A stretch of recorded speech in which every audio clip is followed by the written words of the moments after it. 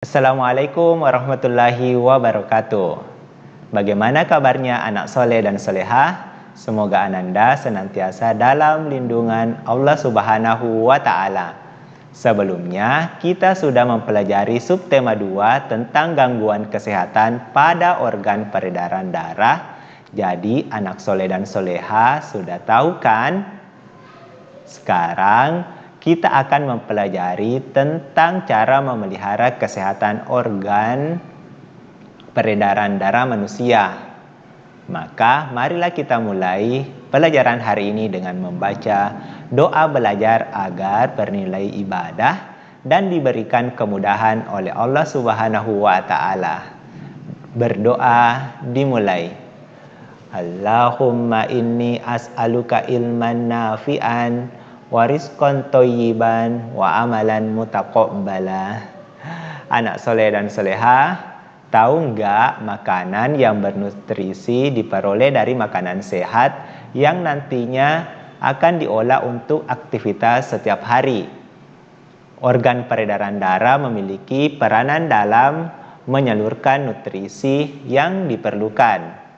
Adapun salah satu cara memelihara organ peredaran darah dapat dilakukan dengan menghirup udara yang sejuk dan segar di pagi hari. Seperti bersepeda di pagi hari dapat menjaga kesehatan organ peredaran darah kita.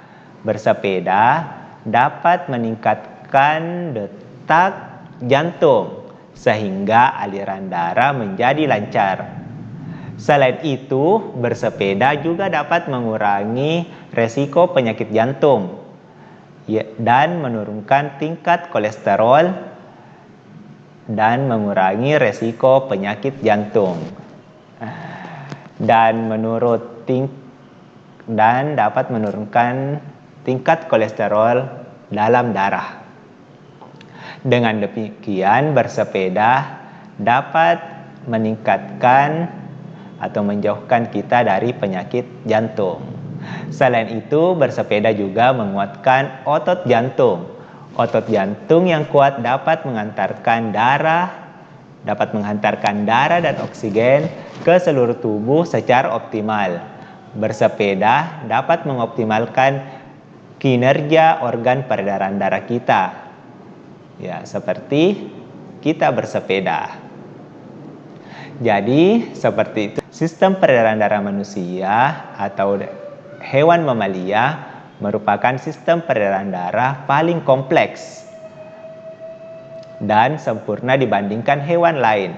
Sistem peredaran darah hewan mamalia termasuk sistem peredaran darah yang tertutup, sama seperti manusia. Jadi, mamalia dan manusia itu sama. Ya, sistem peredaran tertutup. Organ peredaran darah manusia dan hewan mamalia terdiri dari jantung dan pembuluh darah. Jantung terdiri dari 4 ruang, yaitu bilik kiri, bilik kanan, serambi kanan, dan serambi kiri. Kemudian sementara pembuluh darah terdiri dari pembuluh vena dan pembuluh arteri dan pembuluh kapiler. Soleh dan soleha, tidak hanya manusia yang harus memelihara organ peredaran darahnya. Hewan mamalia juga perlu memelihara organ peredaran darah agar tetap sehat dan tidak terkena penyakit. Ya. Berikut perhatikan ya tabelnya. Ini ada anjing. Nama hewannya anjing. Organ peredaran darahnya jantung dan pembuluh darah. Gangguan pada organ peredaran darahnya bisa juga terkena penyakit anemia. Cara memelihara kesehatan organ peredaran darah anjing adalah memberikan makanan yang seimbang sesuai dengan kebutuhan. Kemudian yang kedua, kelinci. Organ peredaran darahnya itu ada jantung dan pembuluh darah. Gangguan pada organ peredaran darahnya bisa dapat mengakibatkan gagal jantung. Cara memelihara kesehatan organ peredaran darah kelinci adalah memeriksakan ke dokter hewan. Kemudian yang ketiga, kucing. Jantung dan pembuluh darahnya dapat terjadi hipertensi. Cara mencegahnya memberikan makanan yang seimbang sesuai dengan kebutuhan. Menjaga organ peredaran manusia dan hewan mamalia sangat perlu ya anak soleh dan soleha, karena sebagai makhluk sosial kita harus selalu sehat dan menjaga kesehatan agar bisa berinteraksi dengan orang-orang di sekeliling kita yang saling membutuhkan satu sama lain. Interaksi antar warga masyarakat dapat meningkatkan pembangunan di bidang budaya dan sosial. Dalam bidang budaya, masyarakat dapat mengenal budaya daerah yang satu dengan budaya daerah yang lainnya melalui interaksi. Dalam bidang sosial, masyarakat dapat memenuhi kodratnya sebagai makhluk sosial, yaitu membutuhkan manusia lain untuk memenuhi hidupnya. Interaksi antar warga masyarakat karena beberapa faktor. Ada faktor internal dan ada faktor eksternal. Faktor internalnya adalah ada beberapa faktor, yaitu dalam faktor internal ada 4, yaitu dorongan untuk meneruskan keturunan. Secara naluriah, manusia mempunyai dorongan untuk saling tertarik dengan lawan jenisnya. Kemudian yang kedua, ada dorongan untuk memenuhi kebutuhan hidup. Manusia memerlukan keberadaan orang lain untuk memenuhi kebutuhan hidupnya.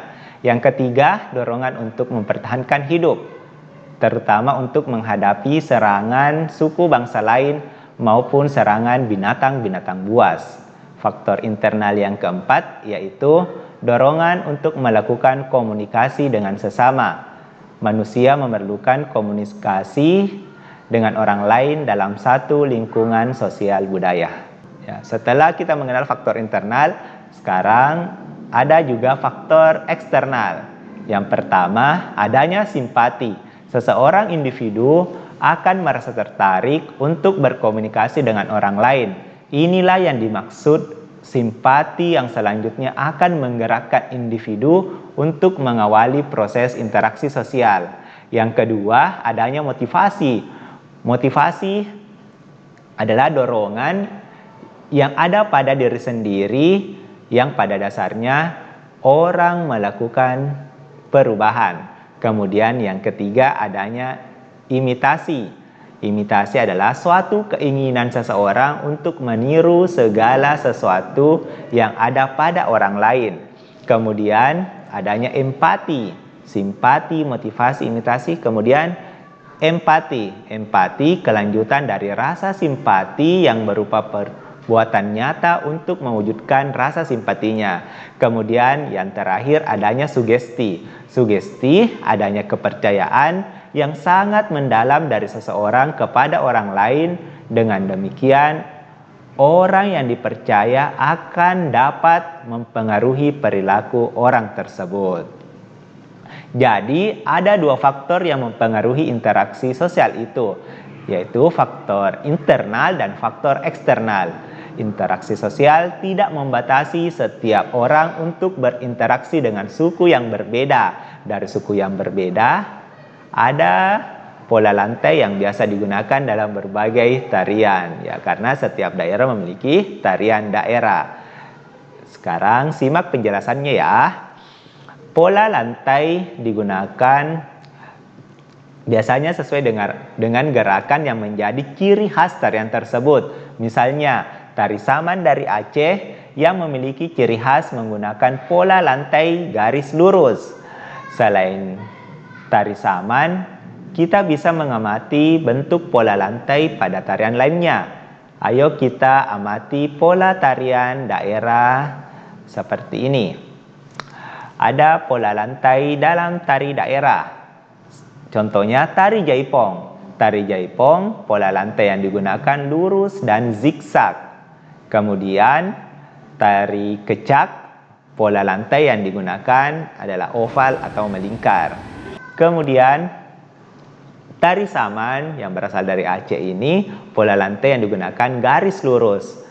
Kemudian ada tari pendet, pola lantai yang digunakan garis melengkung. Kemudian tari sekapur siri, pola lantai yang digunakan garis melengkung, sama dengan tari pendet. Kemudian ada tari piring. Tari piring, pola lantai yang digunakan adalah garis lengkung dan membentuk lingkaran. Ya, seperti itulah gerakan pola lantai dalam tarian daerah yang ada di Indonesia. Alhamdulillah, demikianlah materi kita hari ini. Anak soleh dan soleha bisa menambah wawasan dengan membaca buku pengayaan dan menyimak video pembelajaran yang ada di internet. Selamat belajar anak soleh, semoga bermanfaat. Syukron.